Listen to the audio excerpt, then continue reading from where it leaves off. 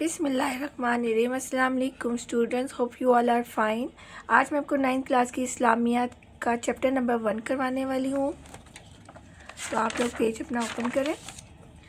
Chapter number 1 ہے قرآن مجید و حدیث نبوی صلی اللہ علیہ وآلہ وسلم کا پہلا ٹاپک ہے قرآن مجید کی تدوین اور اس کی حفاظت۔ ہوپ آپ سب اس کی ریڈنگ جو ہے وہ کر چکے ہوئے ہوں گے۔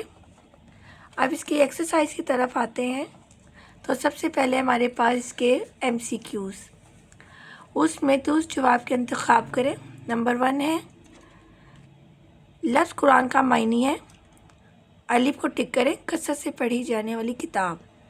نمبر 2 ہے تمام مسلمانوں کو ایک قرأت اور لہجے پر متفق کرنے والی شخصیت ہیں، بے کو ٹک کریں، حضرت عثمان غنی رضی اللہ تعالیٰ عنہ۔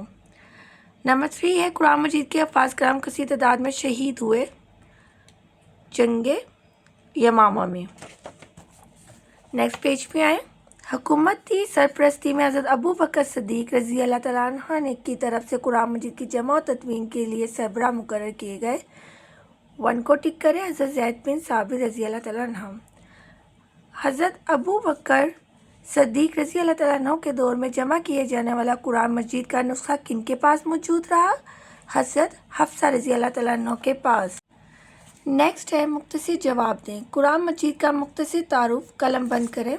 تو آپ نے قرآن مجید کا ایک مختصر شورٹ سا آپ نے تعارف بتانا ہے۔ اس کے لیے آپ لوگوں نے پیج نمبر 1 پہ آنا ہے، اور پہلا ہی پیراگراف ہے آپ کا لفظ قرآن قرأت سے ہے جس کے معنی پڑھنے کے ہیں۔ چونکہ قرآن مجید ایسی واحد کتاب ہے جو دنیا میں سب سے زیادہ پڑھی جاتی ہے، اس لیے اسے قرآن کہا جاتا ہے۔ قرآن مجید اللہ تعالیٰ کی آخری کتاب ہے جو اس نے اپنے آخری نبی حضرت محمد صلی اللہ علیہ وآلہ وسلم پر نازل فرمائی۔ قرآن مجید دنیا کی وہ واحد کتاب ہے جو آج تک اسی طرح محفوظ ہے جس طرح نازل ہوئی۔ یہ آپ کا شورٹ کا فرسٹ آنسر ہے۔ اس کے بعد آپ لوگ اگلا سوال دیکھیں، قرآن مجید ایک عالمگیر کتاب ہے، وضاحت کریں۔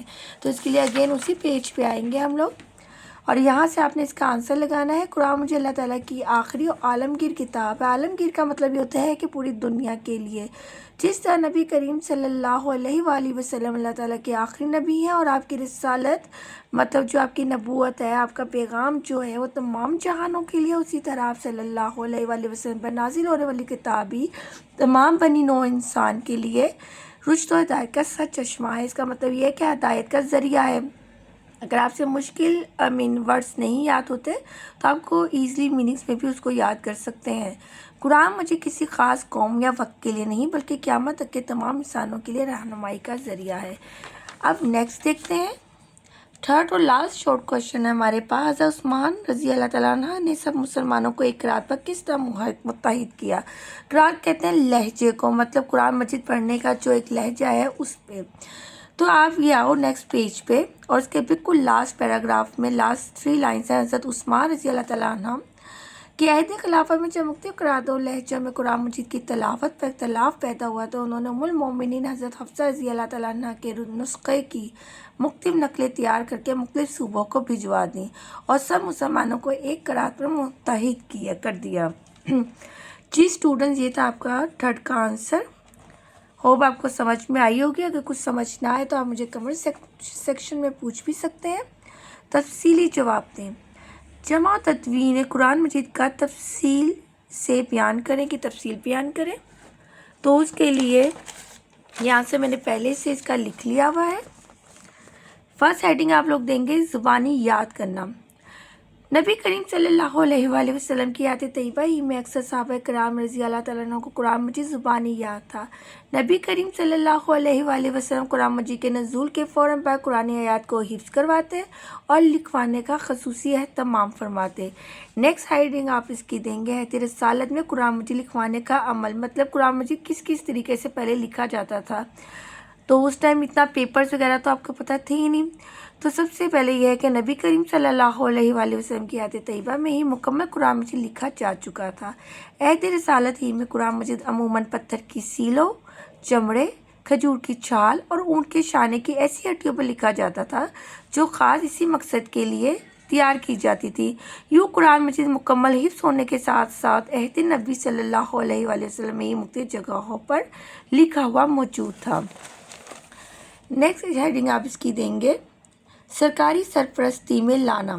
قرآن مجید کو سرکاری سرپرستی میں جمع کرنے کی ضرورت حضرت ابو بکر صدیق رضی اللہ تعالیٰ عنہ کے دور خلافت میں اس وقت محسوس ہوئی جب جنگ یمامہ میں قرآن مجید کے سینکڑوں حفاظ کرام شہید ہو گئے۔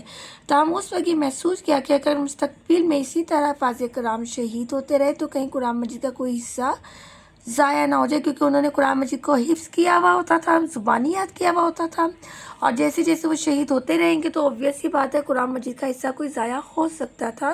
تو اس لیے اب ضرورت یہ تھی کہ اس کو پراپر ایک ریٹن فارم میں لایا جائے، تو اس کے لیے نسخے کی تیاری کی طرف آئے۔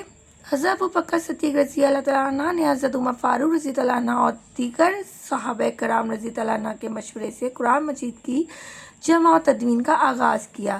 قرآن مجید کے نسخے کی تیاری کے لیے مشہور قاری حضرت زید بن ثابت رضی اللہ تعالیٰ عنہ کو منتخب کیا گیا۔